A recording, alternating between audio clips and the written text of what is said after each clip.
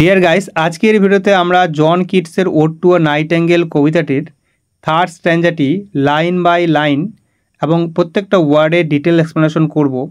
এর আগের দুটো ভিডিওতে আমি তোমাদের ফার্স্ট স্ট্যাঞ্জা এবং সেকেন্ড স্ট্যাঞ্জাটি এক্সপ্লেনেশন করেছি। তোমরা সেই দুটো ভিডিও যদি না দেখে থাকো তো এই ভিডিওর ডেসক্রিপশন বক্সে লিঙ্ক দিয়ে রাখবো, সেখান থেকে দেখে নিও। এবং বাকি যে স্ট্যাঞ্জাগুলো রয়েছে সেগুলোর ভিডিওর লিঙ্ক আমি এই বক্সে ডেসক্রিপশন বক্সে দিয়ে রাখবো, সেখান থেকে তোমরা চাইলে দেখে নিতে পারো। এবং এই ভিডিওটির যে পিডিএফটা তোমরা যদি পেতে চাও তাহলে ডেসক্রিপশন বক্সে লিঙ্ক দেওয়া থাকবে টেলিগ্রাম চ্যানেলের, সেখান থেকে জয়েন হয়ে সেখান থেকে পিডিএফটা ডাউনলোড করে নিও। তো চলো সেই আজকের এই থার্ড স্ট্যাঞ্জাটির আমরা লাইন বাই লাইন এক্সপ্লেনেশন করব, খুব সুন্দরভাবে বোঝার চেষ্টা করব। তোমরা যদি বুঝতে না পারো অবশ্যই কমেন্টে জানাবে আমাকে। তো কী লেখা আছে, প্রথম যে লাইনটা বলা হচ্ছে দেখো, fade far away dissolve and quite forget. তো তোমাদের একটা জিনিস অবশ্যই মাথায় রাখতে হবে যে এই যে জন কিটস কিন্তু টিউবারকিউলোসিস রোগে কিন্তু আক্রান্ত ছিলেন এবং তিনি কিন্তু বাস্তব জীবনে হচ্ছে তার যে দুঃখ কষ্ট বেদনা সেগুলো কিন্তু রেহাই পাওয়ার জন্য সেখান থেকে মুক্তি পাওয়ার জন্য কিন্তু যেমন দ্বিতীয় স্ট্যাঞ্জাতে তিনি ওয়াইন মদের কিন্তু মাধ্যমে তিনি কিন্তু মদ পান করে কিন্তু তিনি সেই দুঃখ কষ্ট যন্ত্রণা থেকে রেহাই পেতে চেয়েছেন। আর নাইটেঙ্গেলের সাথে কিন্তু কী হচ্ছে, নাইটেঙ্গেলের দেশে কিন্তু চলে যেতে চেয়েছেন। এবং এই থার্ড স্ট্যাঞ্জাতে আমরা দেখব যে এই যে দুঃখ যন্ত্রণা যে রয়েছে সেগুলো থেকেও মুক্তি পাওয়ার জন্য কিন্তু সেই নাইটেঙ্গেলের দেশে, নাইটেঙ্গেল পাখির দেশে নাইটেঙ্গেলের সাথে মিশে কিন্তু সেই দুঃখ কষ্ট ভুলতে চেয়েছেন।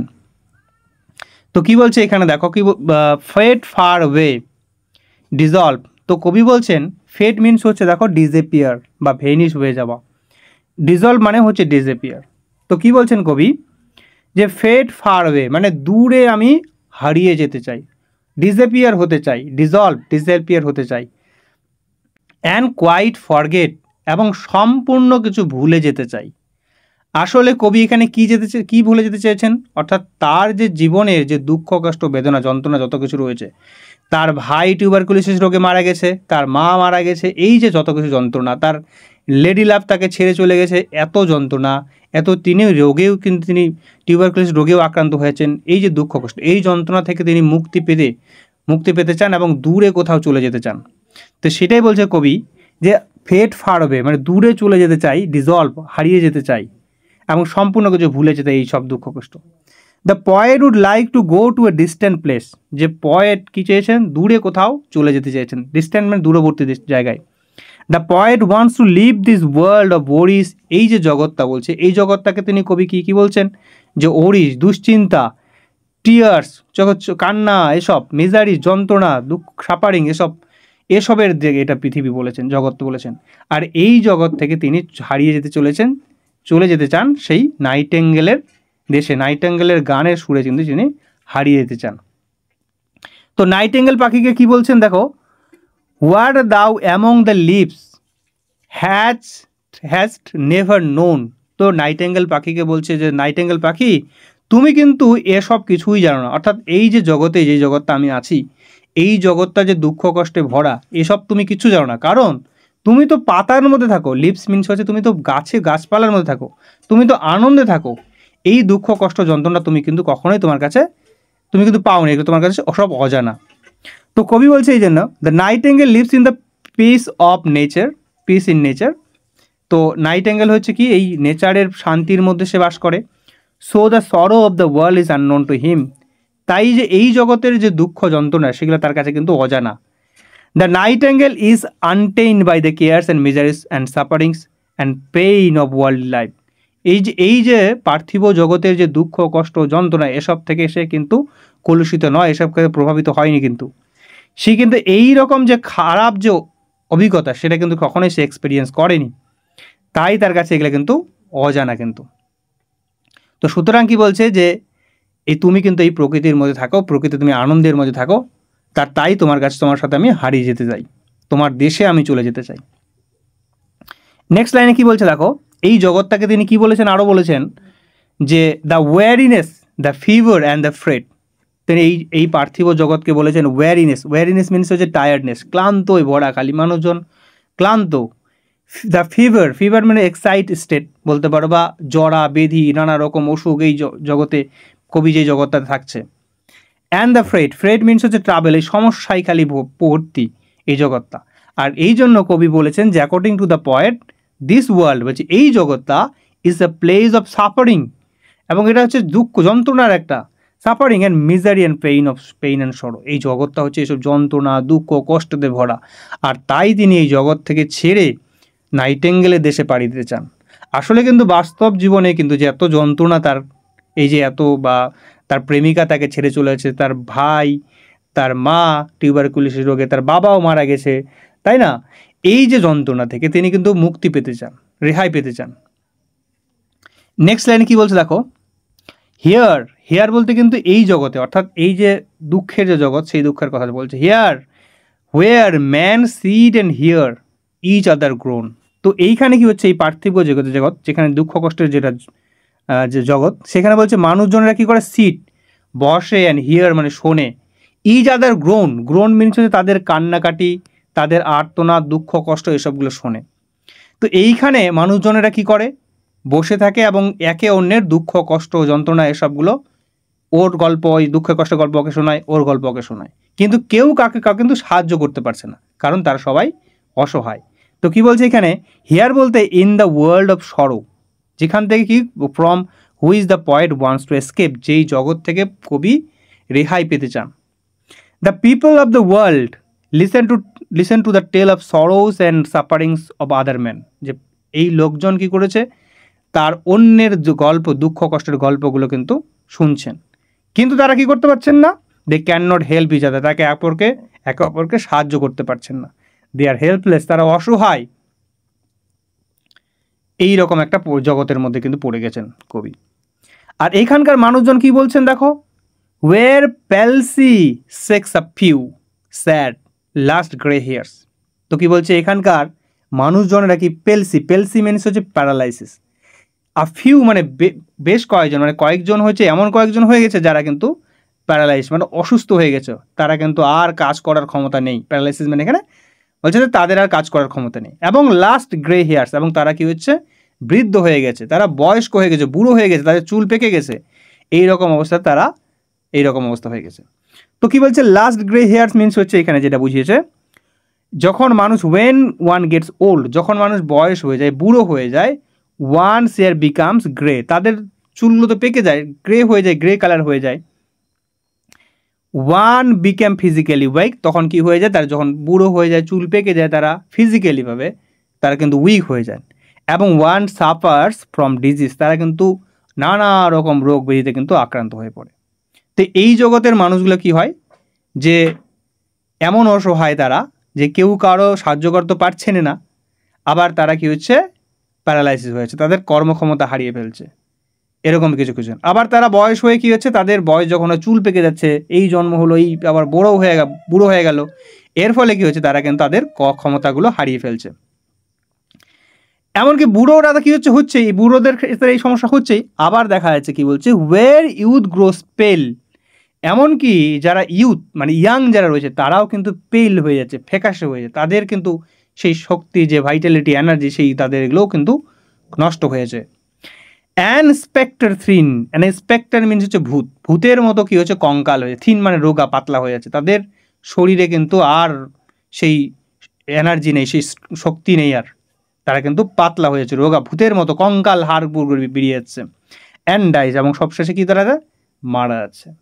তো এখানে কি বলছে দেখো, ইউথ গ্রোস পেল, এর মানে কি বলছে দেখো, in this world even the youth, যে বুড়োরা তো মারা যাচ্ছে ঠিক আছে, আবার বলছে যারা ইয়াং, তারাও কিন্তু তাদের যে ইউথরা কি করছে, লুজেস দেয়ার হেলথ, ফিজিক্যাল পাওয়ার, বিউটি, তাদের সৌন্দর্য, তাদের শক্তি, ফিজিক্যাল পাওয়ার, এনার্জি, সব কিছু তারা হারিয়ে ফেলছে, এবং তারা কি মারাও যাচ্ছে, এবং তাদের শরীর কীরকম হয়ে যাচ্ছে, স্পেক্টার থিন মানে হচ্ছে কিসের মতো, ভূতের মতো হয়ে যাচ্ছে, তাদের কঙ্কাল হয়ে যাচ্ছে, ভূতের যেমন কঙ্কাল হয় না, একদম হাড়গোড় বেরিয়ে, ঠিক তেমনি যেমন স্পেক্টার থিন মানে youth becomes very thin and pale and looks like a ghost, এবং তারা এমন পাতলা হয়ে যাচ্ছে এবং ফ্যাকাশে হয়ে যাচ্ছে, এদের শক্তি ক্ষমতা কমে যাচ্ছে, তারা একদম যেমন ভূত হয়ে গেছে তাদের।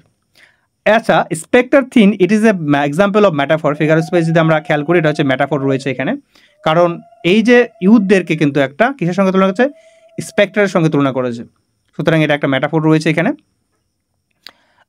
আরেকটা হচ্ছে দেখো, এই ডাইস কথাটার মাধ্যমে তিনি যেটা মনে করেছেন, dies it is refer to the death of Tom Keats brother, he dies of tuberculosis. অর্থাৎ এই ডাইস কথাটা এই লাইনটার মাধ্যমে এই ইউথ যে গ্রোথ স্পেল বলছে, যে এমনকি ইয়ংরাও যে মারা যাচ্ছে, এই কথাটা তার মনে করে, যে এই কি জন্য লিখেছেন, যে তার যে ভাই, তার টম কিডসের ভাই হচ্ছে যে টম, সেও কিন্তু যে ইয়াংকালে মারা গেছে, সেই কথাটাই কিন্তু এখানে এই লাইনের মাধ্যমে তিনি তুলে ধরেছেন। আচ্ছা, নেক্সট লাইন দেখো কি বলছে, what to think is to be full of sorrow. তো কি বলছে, মানুষজন এখানকার চিন্তায় চিন্তায় একেবারে দুঃখিত হয়ে পড়েছেন।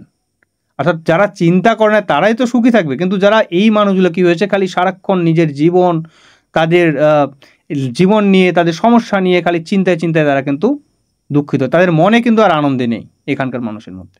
তো সেটাই বলছে এখানে, where but to think is to be full of sorrow, যে খালি চিন্তায় চিন্তায় ভর্তি, দুঃখে তারা জর্জরিত। আনথিঙ্কিং পিপল, যারা চিন্তা করে না, সেই মানুষগুলোই তো এনজয় করতে পারে লাইফে। But one who only thinks of life and it problems, যে কিনা একজন তার জীবন এবং সমস্যা নিয়েই সবসময় চিন্তা করে, আর তার জীবনটা কি ওভারহেলড উইথ সরোজ অ্যান্ড ডিজিজ, তার জীবনটাও তো হচ্ছে দুঃখ এবং যে হতাশার মধ্যেই তারা কিন্তু ভর্তি থাকবে। তো সেটা বলছে এখানে, এই জগতে, তাহলে এই পার্থিব জগতে, কবির এই জগৎটায় প্রত্যেকটা মানুষ কিন্তু এরকম চিন্তায় চিন্তিত, রোগে আক্রান্ত, যে ইউথরা মারা যাচ্ছে, বুড়োরাও মারা যাচ্ছে, এই তো হচ্ছে এখানকার এত সমস্যা এই জগতে। এই জন্য কবি বলছেন যে এই জগৎ থেকে আমি পাড়ি দিয়ে আমি নাইটেঙ্গেলের জগতে যেতে চাই।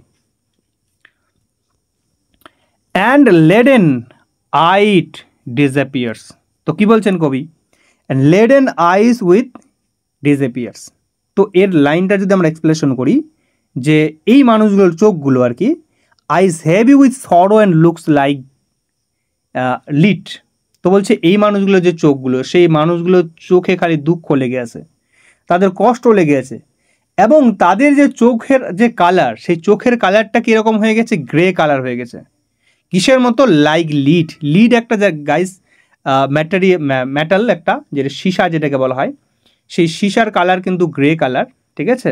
তো এই সীসার কালারের মতো যে লেড কালার যে আছে, সেই ধাতুর মতো হয়ে গেছে এইখানকার মানুষগণের যে চোখের, যে অর্থাৎ মানুষের চোখে যে এত দুঃখ, কষ্ট, বেদনা, যন্ত্রণা, মানুষের সেগুলো কিন্তু চোখের মাধ্যমে কিন্তু বেশ ফুটে ওঠে। তো সেটাই কিন্তু চোখের কালারটাকে এখানে বুঝিয়েছে গ্রে কালারের সাহায্যে, যে লেডেন আইস, এই জন্য বলছে। নেক্সট লাইনে কি বলছে, ভালো করে সুন্দর করে বুঝে লাইনটা দেখো, where beauty can not keep her lustrous eyes. এখানে গাইস, এইখানে হোয়ার মানে যেখানে, এইখানে এই পার্থিব জগতের কথা বলছে আর কি, বিউটি, এখানে বিউটি মানে বিউটিফুল ওমেনের কথা বলছে এখানে। হ্যাঁ, আমরা যদি এই জায়গাটা খেয়াল করি, এখানে কিন্তু পার্সোনিফিকেশন ইউজ করেছেন। তো বিউটি বলতে এখানে দেখো হার, বিউটিটাকে হার তুলনা করেছে, এখন একটা ব্যক্তির সঙ্গে তুলনা করেছে, পার্সোনিফিকেশন ইউজ করেছেন। তো লাস্ট্রাস মিনস হচ্ছে ব্রাইট বা উজ্জ্বল বা সৌন্দর্য, একটা খুব সুন্দর, বা তার বিউটি বলতে পারো। তাহলে একজন বিউটিফুল ওমেন, কিন্তু তার যে বিউটিটা, সে কিন্তু লং টাইমের জন্য কিন্তু সার্ভ করতে পারে না, সে চিরজীবন কিন্তু তার সৌন্দর্য কিন্তু থেকে যাবে না। একটা সময় কিন্তু যত সুন্দর মেয়েই হোক না কেন, তার সৌন্দর্য কিন্তু একটা বয়স হলে সেই সৌন্দর্য কিন্তু কমে যাবে, সেই সৌন্দর্যও একটা সময় হারিয়ে যাবে। তো সেই কথাটাই বলছে এখানে। তো কি বলছে, beautiful women can not preserve their beauty for a long time. একজন সুন্দরী মহিলাও কিন্তু তার যে সৌন্দর্যটা, সেটা কিন্তু তার অনন্তকাল, কিন্তু চিরজীবন কিন্তু তার এই সৌন্দর্য থাকবে না, সেই সৌন্দর্যও কিন্তু একটা সময় নষ্ট হয়ে যাবে। এই পার্থিব জগতের এই হচ্ছে নিয়ম। বলছে তোমার সৌন্দর্য কিন্তু, এই নাইটেঙ্গেল পাখি বলছে তোমার সৌন্দর্য কখনো হারাবে না, কিন্তু এই পার্থিব জগতের যে সৌন্দর্যী মেয়েরা আছে, তাদের সৌন্দর্যও কিন্তু একটা সময় হারিয়ে যাবে, নষ্ট হয়ে যাবে। নেক্সট লাইন, লাস্ট লাইন কি বলছে দেখো এখানে, or new love pine at them beyond tomorrow. আমরা সিম্পলভাবে লাইনটা যদি বোঝার চেষ্টা করি, তাহলে বলবে দেখো, আমরা যারা, তোমরা জানো যে নতুন নতুন যখন দেখবে প্রেম করবে, তখন দেখবে যে কি একদম খুবই মনে হচ্ছে প্রেম এবং উতলে উতলে উঠছে, যে গার্লফ্রেন্ড ও বয়ফ্রেন্ডের মধ্যে যে খুব ভালোবাসা একবারে খুব উতলে উঠছে, যে বাবু সোনা বলে। কিন্তু এই যে ভালোবাসাটাও, এটাও কিন্তু একটা সময় চিরকাল কিন্তু এই রকমই কিন্তু আর থাকবে না। তো সেটা বলছে new love pine at them beyond tomorrow, যেটা বলছে সিম্পলভাবে বুঝো, even new awakened love is not so enduring as to survive longer than a day. তো কবি বলছেন যে এই যে সদ্য জাগরিত যে প্রেমগুলো, সেই প্রেমগুলোও কিন্তু টিকবে না, কতদিন, একদিনের বেশিও টিকবে না, অর্থাৎ আজ আছে কালকে নাও থাকবে না। এই প্রেমগুলো একটা সময় কী হয়ে যাবে, নষ্ট হয়ে যাবে, হারিয়ে যাবে, অর্থাৎ সৌন্দর্য হারিয়ে যাবে। এই যে ভালোবাসা, এত ভালোবাসা, সেই ভালোবাসাটাও কিন্তু একটা সময় কমে যাচ্ছে। তো এই লাইনটার মাধ্যমে তিনি কিন্তু যেটা মনে করিয়েছেন, here the poet reminds the relationship with Fanny Brawne, অর্থাৎ তার সঙ্গে যে ফেনি ব্রাউনের যে একটা রিলেশন ছিল, যে ফেনি ব্রাউন তাকে ছেড়ে চলে গেছিলেন, সেই কথাটা তার কিন্তু মনে পড়ছে, সেই কথাটা মনে পড়েই কিন্তু এই কবিতার লাইনটা তিনি লিখছেন। তো এই ছিল থার্ড স্ট্যাঞ্জাটি। তোমাদের যদি ভালো লেগে থাকে অবশ্যই লাইক করে দিও, আর ভিডিওটা বন্ধুদের মাঝে অবশ্যই শেয়ার করে দিও। কোথায় বুঝতে পারোনি সেটাও অবশ্যই কমেন্টে জানিও। আর কিছু কিছু জায়গায় ফিগার অফ স্পিচগুলো যেমন ছিল, যেমন এখানে তোমরা বেশ কিছু জায়গায় যেমন এলিটারেশন রয়েছে, যেমন এখানে দেখো প্রথম লাইনে যেমন এলিটারেশন একটা ছিল, সেটা বলতে ভুলে গেছিলাম, যেখানে ফেট ফার দেখো এখানে, তারপরে তোমার গিয়ে একটা ছিল, আরেকটা জায়গায় ছিল দেখো ফেভার ফ্রেট, দেখো এখানেও কিন্তু এলিটারেশন রয়েছিল। তো এই ছিল তোমাদের থার্ড স্ট্যাঞ্জাটা। তাহলে থ্যাংক ইউ। নেক্সট স্ট্যাঞ্জাগুলো আমি তাড়াতাড়ি আপলোড দেওয়ার চেষ্টা করব। চ্যানেলের সাথে থাকো, আর চ্যানেলে নতুন হলে অবশ্যই সাবস্ক্রাইব করে দিও। থ্যাংক ইউ তাহলে।